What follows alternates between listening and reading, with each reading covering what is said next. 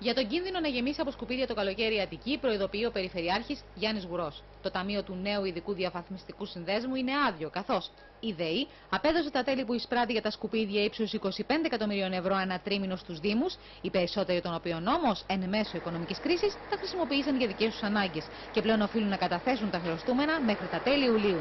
Ο νέος οργανισμός που διαδέχθηκε τον ενιαίο Σύνδεσμο Δήμων και Κοινοτήτων κληρονόμησε και οφειλές πάνω από 70 εκατομμύρια ευρώ, με αποτέλεσμα οι δύο εταιρείες που διαχειρίζονται τα απορρίμματα στον χώρο υγειονομικής ταφής στη Φυλή να παραμένουν απλήρωτες, με το ενδεχόμενο να αποχωρήσουν.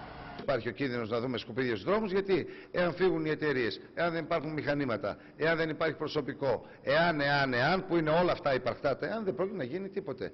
Και ενώ ο περιφερειακός σχεδιασμός για νέους χώρους υγειονομικής ταφής υπολειμμάτων έχει παγώσει, η Ελλάδα σε έρευνα της Ευρωπαϊκής Επιτροπής για τη διαχείριση απορριμμάτων πήρε 0. Την ίδια στιγμή η χώρα κινδυνεύει με νέο πρόστιμο αν δεν συμμορφωθεί στην κοινοτική οδηγία και δεν κλείσουν οι 60 χωματερές που παραμένουν ακόμη σε λειτουργία.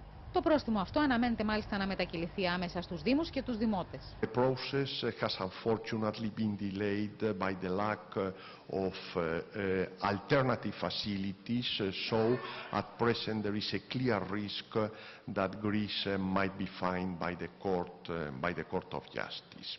Σύμφωνα με τους επιστήμονες, τα νέα συστήματα κομποστοποίησης που μπορούν να χρησιμοποιηθούν με λιγότερο κόστος ακόμη και στο σπίτι θα συμβάλλουν ουσιαστικά στην προστασία του περιβάλλοντος. Οι νέες τεχνολογίες μπορούν να μπουν, θα δώσουν χαμηλότερα κόστος στη διαχείριση των απορριμμάτων, με καλύτερο περιβάλλον, με καλύτερη αποδοχή από τις κοινωνίες.